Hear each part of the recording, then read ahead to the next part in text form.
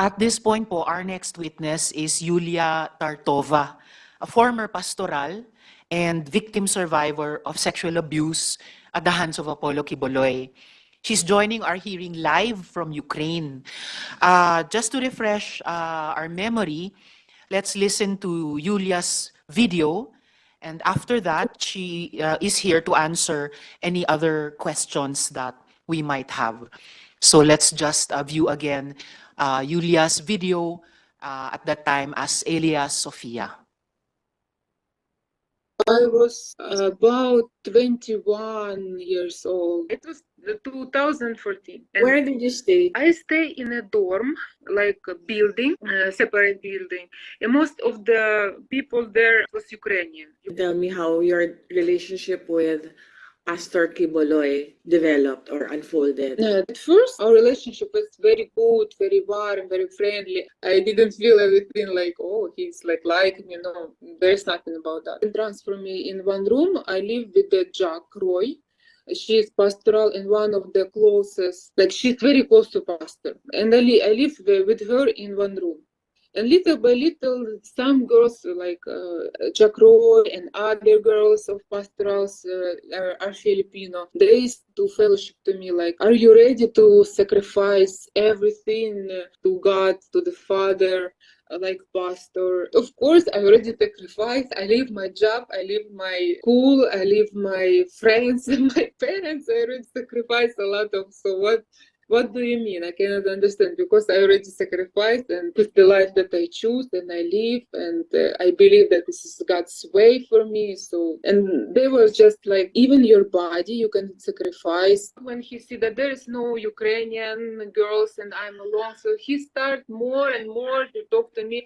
Are you want to sacrifice? Are you want to sacrifice everything, even your body? I'm very innocent. I really didn't, nobody talked to me like straightly, that this is what will happen. And I remember that time came, and Atejak came to me in the night, and she said, I want you to massage pastor's feet before he sleep. When Atejak called me for night to massage him, I didn't think that this is what will happen, even though I was nervous. And she saw that I'm crying, but I'm still do what they want me to do. I wake up, I put this pajama and I'm crying, I'm scaring, and it's night, and they put me, because I never stay in the pastor alone in the night, in the dark, and I was nervous.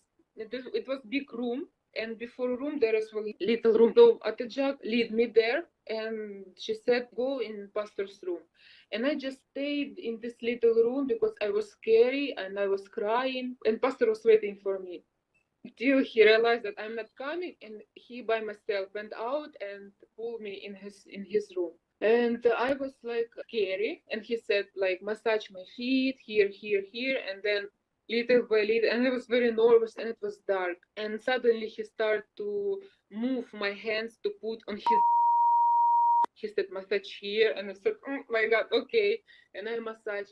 And after that, little by little, he just turned to me and he removed my clothes.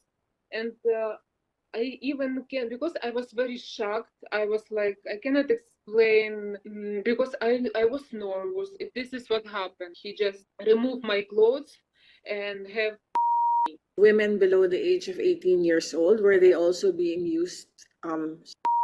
Yeah, I didn't know about this for how many years till before I left Philippines. I heard from other, like, she's very close to pastor. She grew up with him. She's a senior there, and she's pastoral. And I heard that, oh, you're crying, because I always complain about this pastoral's ministry. And she said, oh, you're crying that you're pastorals. At least you're mature, but I become a pastoral in 12 years old. This is time when I was like shocked. The next day when I heard this, that become a pastoral and 12 years old, I started to fight with pastor and ask why, is it normal? Miss Yulia?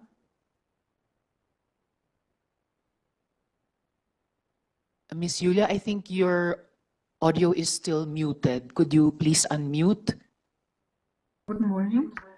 Yes, good morning, Miss Julia. Thank you for joining us in the hearing. Thank you Can for you hear inviting. us? Yes. Okay. Thank you, Miss Julia.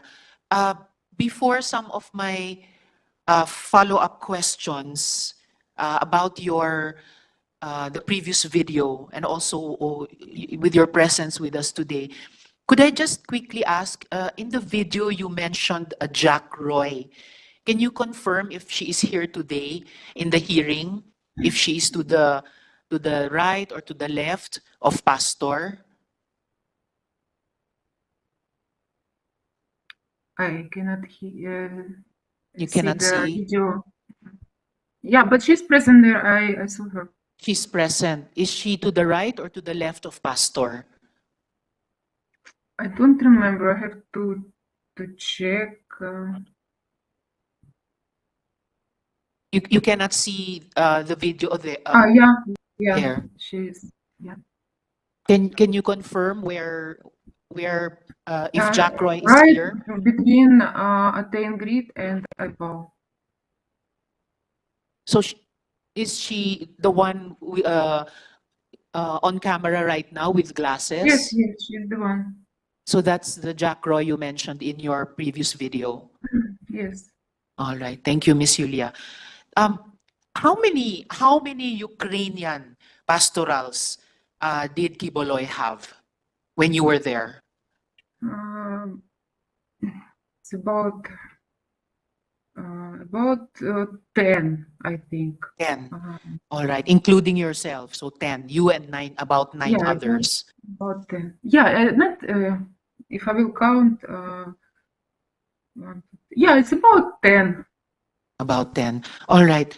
And uh, what do you think would happen if you refuse to have sex with Apollo Quiboloy? What do you think would happen? Actually, we try to mm, to avoid this kind of service, but because when you believe that he is the Son of God, and you will do whatever he wants us to do. And if you afraid, like if you will try to, excuse me, I didn't practice my English for a very long time. It's all If right. if you will try to deny, they will punish you. And there is a lot of really psychological instrument that they will use on you. That even one day will not be enough to mention everything. They will punish and call us, scold us for a meeting, and put us in shame. That saying that we are ungrateful because pastor give us everything, and you just don't want to give sacrifice your body like Jesus Christ sacrificed. And of course, they always will use the Bible as an instrument to convince us to do it.